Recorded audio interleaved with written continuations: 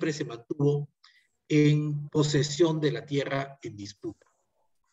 Bueno, un caso Profesor completamente Díaz, distinto. disculpe, Sí, le faltan 2 minutos. ya voy a tratar de correr. La comunidad Gracias. de Usibamba es una comunidad que fue militantemente activa dentro de las AIS. No voy a entrar al detalle de la comunidad. Esta comunidad llegó a aceptar tanto el discurso de la reforma agraria que logran hacer incluso una reforma agraria interna, repartiendo incluso la tierra dentro de la comunidad, ¿no? Entonces es una comunidad que es la más militante de la reforma. Y el caso de la Tupacaru es la comunidad Yogyapampa, que tenía la ventaja de ser adyacente al núcleo central de las AIS y por lo tanto fue la que más se benefició del apoyo tecnológico de las AIS y evolucionó hacia un modelo empresarial que no solamente se dedicó a la agricultura y a la ganadería, sino también a la crianza de truchas y a la minería e incluso generaron una embotelladora de agua mineral. Entonces voy a ir cerrando. Entonces, en dos modelos idénticos tienen 3 tipos de evoluciones y son solamente algunas de las comunidades miembros de las AIS. Es decir, cada comunidad sigue, vamos a decir así, una historia distinta y singular en el marco del mismo proceso. Es multicomunales y parcelación, conflicto de elección de tierras, comunalización y reparto de tierras, sabotaje y conflicto, reparticipación y reforma interna, y el desarrollo empresarial. Entonces, lo que quería mostrar es cómo cada comunidad sigue algo así como su propia trayectoria. Pero independientemente de que esto pase, además, ¿no? Las AIS Cahuide formalmente no existen, ¿no? Pero en términos del marketing, la imagen, la idea, uno puede encontrar todavía en La Oroya, ¿no? Mantequilla, queso, yogur, producida por las AIS Cahuide, una institución actualmente inexistente. Y quería cerrar muy brevemente ya, porque en el contexto en el cual se está anunciando una segunda reforma agraria, ¿no? Hemos trabajado en todos los centros, lo que la gente, los comuneros, lo que los administradores de los reformados dicen de la reforma, ¿no? Entonces, dos elementos en el que los discursos son distintos de acuerdo a las zonas, aunque tienen muchos elementos en común. Y en particular, en esta zona central, ¿no? Hay casi consenso en que la reforma agraria era necesaria porque había mucho abuso y que al final la reforma, independientemente de lo que se llama su fracaso, fue buena por los campesinos porque les dio la tierra. Hay también una serie de elementos críticos. Entonces, la reforma no fue oportuna, faltó preparación y capacitación, fue muy burocrática, y hubo esta sensación de que la reforma quedó incompleta, como que la reforma tiene que continuar. Y es por eso que con los Reimanacus de los años 80, una de las cosas que pedían los campesinos de todo el Perú era la profundización de la reforma agraria, cuando buena parte de, vamos a decir así, los analistas decían que la reforma fue un fracaso. Si fue un fracaso, uno podría preguntarse por qué la población pedía que la reforma continúe. La lectura es que no hubo suficiente apoyo del Estado. Entonces, una noción que se encuentra mucho en el centro es que la reforma le dio la tierra a las comunidades y que antes las comunidades tenían límites a su desarrollo planteado por lo que era la hacienda. Ahora la producción depende de cada uno, ya no hay obligaciones, cada uno es más responsable de lo que hace. Entonces, y además consideran que esta reforma en la sierra fue el antecedente y permitió el surgimiento de las cooperativas en la selva, que ahora son sumamente exitosas. Y por último, la reforma fue un proceso que generó cambios en las personas. Muchas gracias. Agradecemos la participación del doctor Alejandro Díaz Hurtado, quien expuso el tema Sociedades Regionales y Trayectorias Territoriales, Transformaciones y Dinámicas en los Espacios Rurales Peruanos desde la Reforma Agraria 1969 al 2019. Gracias, doctor. Y seguidamente vamos a invitar al doctor Jeffrey Gamarra Carrillo, quien es profesor investigador especializado en estudios sobre espacios nacionales y sociales post-conflicto, con estudios de posgrado en la Escuela de Altos Estudios de París, Francia, y actual candidato a doctorado en antropología en la misma escuela. Profesor en las maestrías de Gestión Pública y Antropología en la sección de posgrado de la Universidad Nacional San Cristóbal de Huamanga. Ha sido investigador asociado en la Universidad McGill de Canadá y en el Centro de Investigación para el Desarrollo en Dinamarca. Actualmente investiga temas relacionados a espacios subregionales como el Brain. El doctor Jeffrey Gamarra Carrillo nos expondrá el tema Conmemoraciones, Identidades y Representaciones sobre la Independencia, 1881-2021 en Ayacucho. Buenas tardes, sea usted bienvenido, doctor. Dispone de 15 minutos. Adelante con su presentación. Buenas tardes a todos ustedes. Buenas tardes, colega Elcira. Pero quiero aclarar algo. Si soy doctor, significa que ya tengo el doctorado reconocido por la SUNEDU también, y ese doctorado lo he logrado, digamos, en la Escuela de Altos Estudios en Ciencias Sociales de París, ¿no? Entonces, no soy candidato al rectorado y eso quiero aclarar. Bueno, en primer lugar, mis agradecimientos a RPU, a la Red Peruana de Universidades, al Vicerrectorado de Investigación de la Universidad de Huamanga, por permitirme conversar, comunicarles a ustedes acerca de una investigación. Y lo que voy a presentar es un avance de una investigación en curso en el presente año sobre conmemoraciones, identidades y representaciones en torno a la independencia del Perú desde 1821 hasta 2021, pero la estoy extendiendo y voy a señalar al final de mi intervención por qué al 2024. Y esta investigación además se hace dentro del eje de investigación sobre Bicentenario que la Universidad de Huamanga está desarrollando en la Facultad de Ciencias, a través de la Facultad de Ciencias Sociales. Quiero también decir que esta investigación no es un análisis histórico propiamente dicho, es más bien un trabajo de antropología histórica. Y en tanto un trabajo de antropología histórica se necesita combinar no solamente el trabajo de archivo, de visitas al archivo, pero también un trabajo de tipo etnográfico, porque el tema de conmemoraciones justamente demanda ese tipo de aproximación pluridisciplinaria.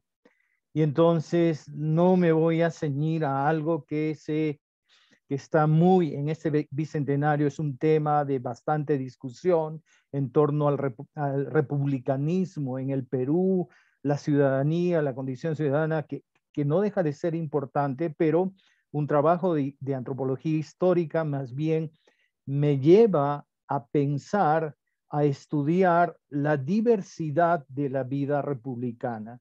Y esa diversidad de la vida republicana, digamos, uno de los espacios más interesantes, y por eso también este estudio, es la región de Ayacucho. Entonces, ¿cuál es el problema que abordo en esta investigación? Es que revisando en el archivo y accedí gracias a un documento que la familia Pérez Sáez guarda sobre la notaría del notario Mavila, hay un documento en 1825 donde el prefecto de Ayacucho le recuerda al municipio, a la municipalidad de Huamanga en 1825, le recuerda que va a haber una misa de aniversario con motivo del 9 de diciembre de la batalla de Ayacucho. Y entonces el documento es sugerente porque nos dice, por ejemplo, que ya un año después de la batalla de Ayacucho, con motivo de la asunción, digamos, de la declaración de gobernante del Perú de Simón Bolívar, se está haciendo una conmemoración en el primer año de la batalla de Ayacucho. Y después, revisando los archivos, ya no hay mención, digamos, a conmemoraciones, a aniversarios sobre la batalla de Ayacucho.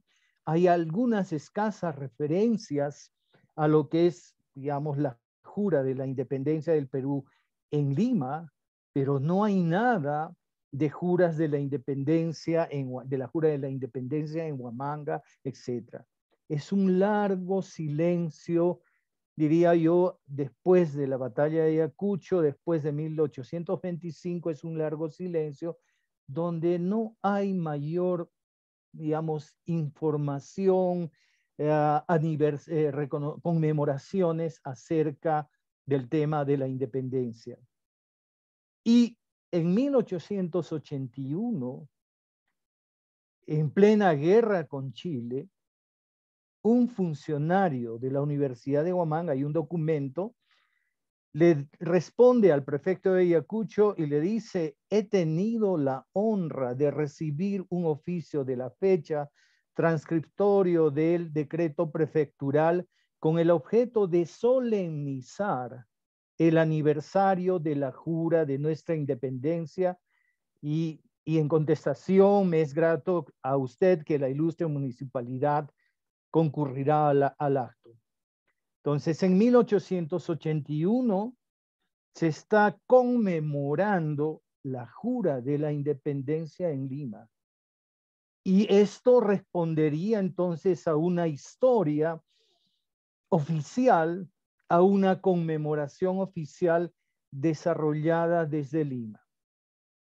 Y por lo menos esa es la información que tenemos para el siglo XIX. No hay mayor información sobre, digamos, todavía el trabajo en el archivo no nos ha permitido encontrar, digamos, mayor información, sino hasta 1918, cuando un documento del municipio señala la necesidad de ir preparando una conmemoración con motivo del primer centenario de la batalla de Ayacucho. Y en este documento, en 1918, ya del municipio, se señala la importancia de que con motivo de la conmemoración del primer centenario de la independencia de la batalla de Ayacucho, digamos, era necesario llevar a cabo, dice el documento, las reformas y obras públicas que fueren menester implantarse en esta población con motivo de la proximidad del centenario de la batalla de Ayacucho. Esto en 1918 es una iniciativa del municipio que había estado trabajando desde 1917 con un grupo de intelectuales, de letrados ayacuchanos para prepararse para el primer centenario de la independencia y de la batalla de Ayacucho. Como lo ha mostrado en un trabajo interesante Iván Caro, ¿no es cierto? Es la historia en este primer momento de un grupo que plantea, ¿no?, trabajar por el desde Ayacucho por el primer centenario. Y entonces, luego hay en 1971, con motivo del sesquicentenario, hay también información que estamos recopilando en este momento, pero que difiere de lo que es, digamos, la idea de una historia oficial de la independencia en el Perú desde Ayacucho. Entonces, estas distintas maneras en momentos distintos de ver las conmemoraciones, ¿no?, sobre la independencia y en Ayacucho sobre todo, sobre la batalla de Ayacucho, sobre la batalla en la Pampa de la Quinoa, entonces nos demanda trabajar, digamos, nos hemos hecho la siguiente pregunta: ¿cómo explicar las diferencias temporales y espaciales en torno al hecho de la independencia en el Perú? ¿De qué manera las conmemoraciones sobre el mismo hecho del pasado expresan la diversidad social y cultural en nuestro país? Y al mismo tiempo, la lucha por y contra la hegemonía de una memoria histórica digamos, expresada espacialmente, una historia oficial sobre la independencia localizada en la capital del país. Entonces, en este estudio es importante, digamos, trabajar tratando de entender qué cosa es una conmemoración. Y acá quiero señalar que una conmemoración efectivamente es una forma ritualizada de apelar a la memoria de un pueblo sobre determinados acontecimientos. Pero ¿por qué desde la antropología es necesario estudiar la conmemoración? Porque, digamos, las conmemoraciones implican cambios, implican modificaciones cuantitativas, cualitativas que acompañan al fenómeno de la memoria. Los pueblos no recuerdan fielmente su pasado. Los pueblos van construyendo una memoria y la van convirtiendo en una celebración, en una conmemoración, pero que está determinada por diferentes factores. Uno de ellos es la espacialidad. La historia de la independencia está diseñada en Lima, pero esa historia de la independencia tiene sus especificidades, sus particularidades regionales.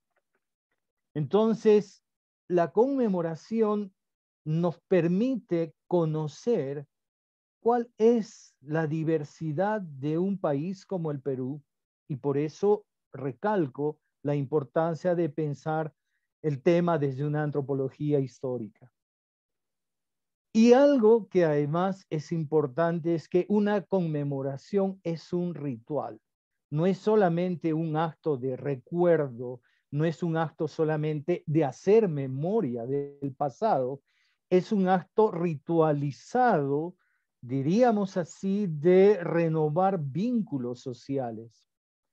Y las conmemoraciones que, por ejemplo, se dan en el Perú en torno a la independencia, tienen su origen en un calendario cristiano. Y entonces en el calendario cristiano, digamos, hay los ciclos de 50 años, de 100 años y digamos los ciclos del milenio. Y entonces en el Perú las conmemoraciones en sus inicios, ¿no?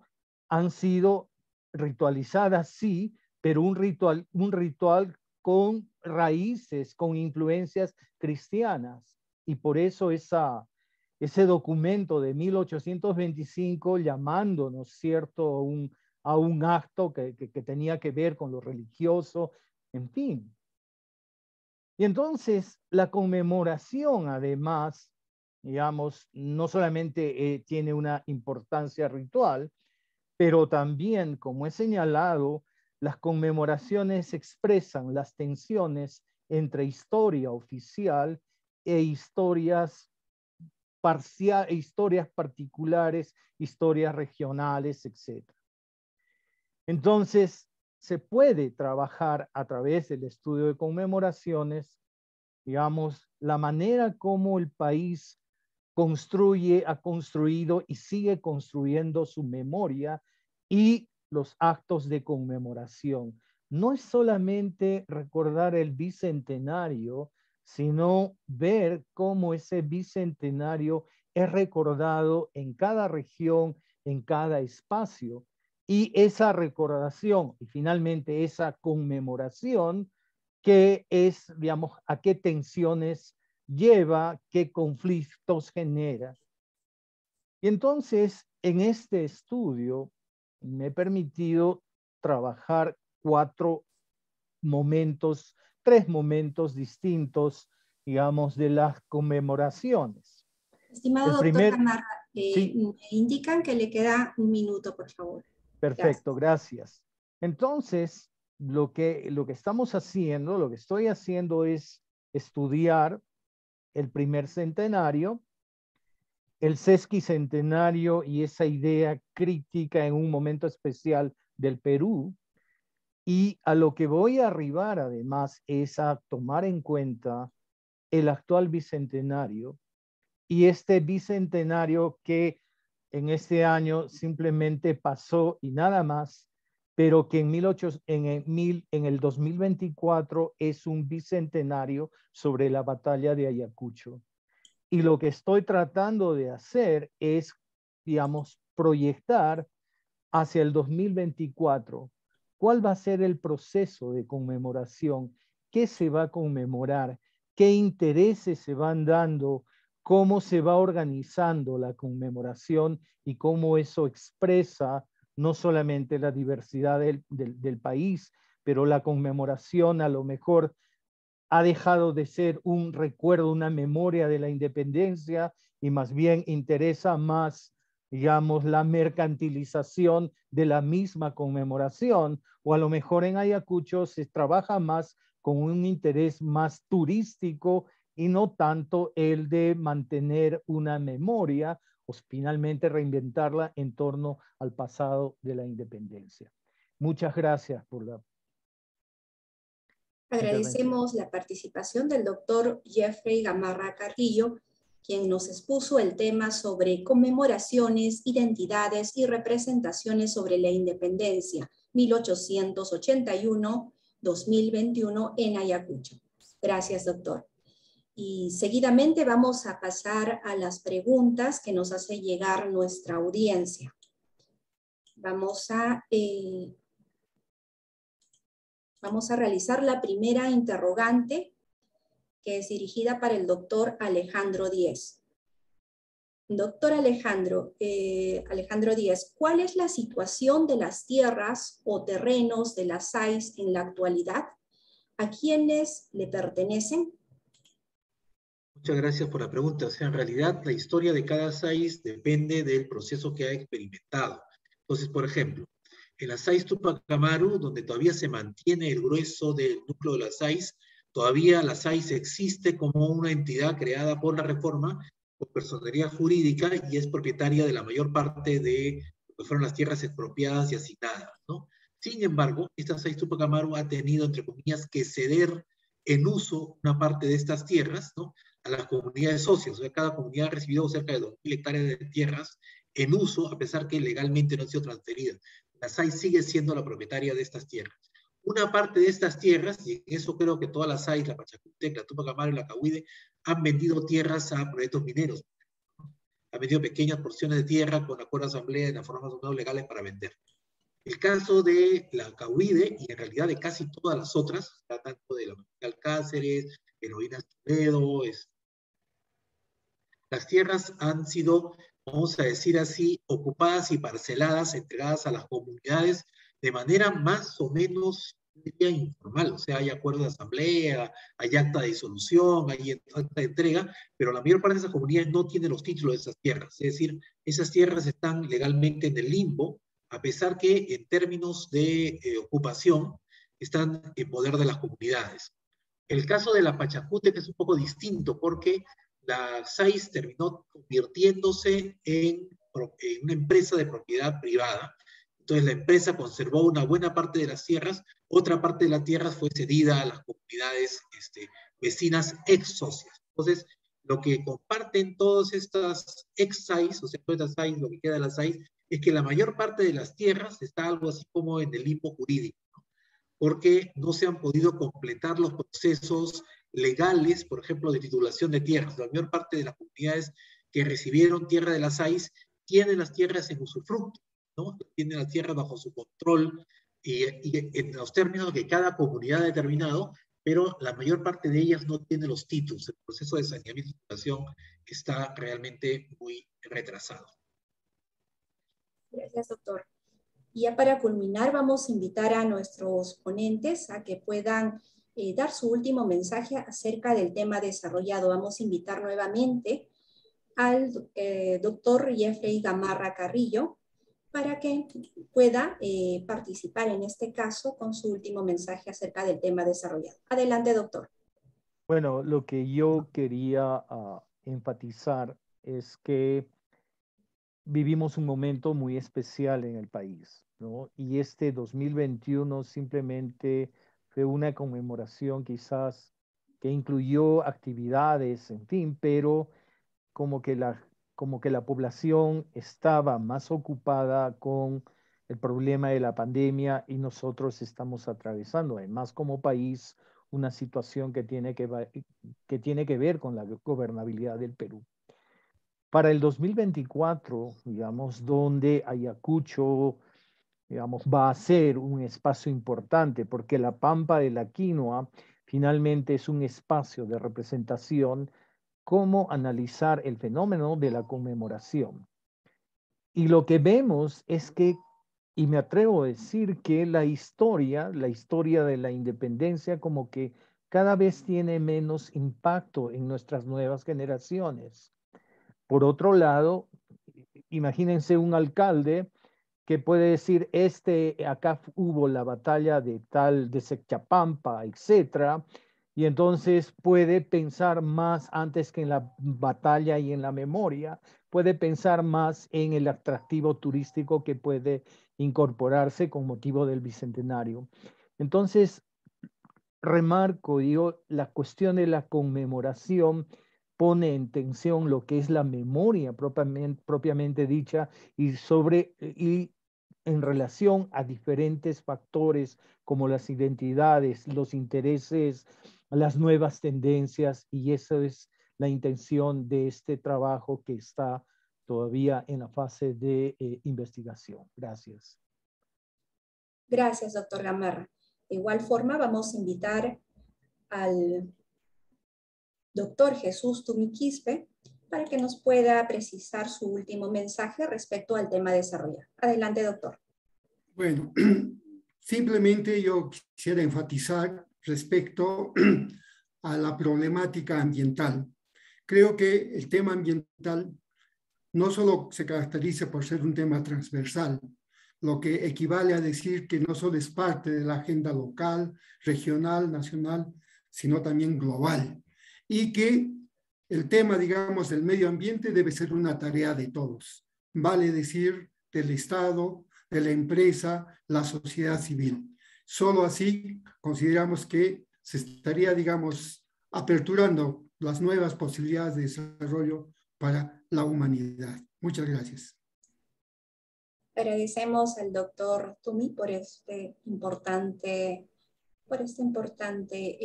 mensaje. Y bueno, finalmente, con el comentario final, vamos a dejar al doctor Alejandro Díaz Hurtado. Adelante, doctor. Yo quisiera terminar señalando que en estos tiempos en que está anunciándose una segunda reforma agraria, lo primero que quería decir es que hay muchos modelos de reforma agraria en el Perú y en el mundo. O sea, en el Perú se han hecho ya 3 reformas agrarias con distintas características, ¿no? O sea, eso no ha sido el fin del mundo en realidad para nadie, ha sido una serie de consecuencias que todas las sociedades y la gente experimenta en su propia vida, en su trayectoria. En general, la primera reforma agraria ha sido vista, en muchos casos la reforma agraria del gobierno militar, ha sido considerada por muchos campesinos en el Perú como un acto de liberación que abrió el camino a la ciudadanía, a la integración del país. Es decir, yo quisiera terminar señalando que primero la reforma agraria es diferente en cada parte del país, dependiendo de los procesos que están en curso. Y lo segundo, que estos procesos de reforma agraria cambian la vida de las personas, cambian las luchas en Perú. En general han en realidad mejorado las condiciones de muchos peruanos. Entonces, antes que ver esto como un proceso de miedo, por ejemplo, es al contrario, es una especie de oportunidad. Creo que tenemos todavía mucho que aprender de los efectos de la primera reforma agraria, y además las reformas agrarias tienen efectos que van más allá de sus propios propósitos de su implementación. Es decir, la reforma agraria permitió en el Perú una serie de procesos que no han sido suficientemente estudiados y valorados. Quería además agradecer la mesa y la oportunidad de la RPU, además de compartir con Jeffrey Gamarra y con Jesús Tumi, que lo conozco hace más de 20 años, una vez en esa época trabajaba en la universidad, pero me gustó encontrarlo. Gracias, doctor Alejandro Díaz. Y de esta manera culminamos con la participación de nuestros destacados profesionales, a quienes Agradecemos su participación y sus valiosos aportes en su especialidad. Los invitamos a seguir participando de la programación de la Semana de la Investigación RPU. Gracias por su atención. Buenas tardes.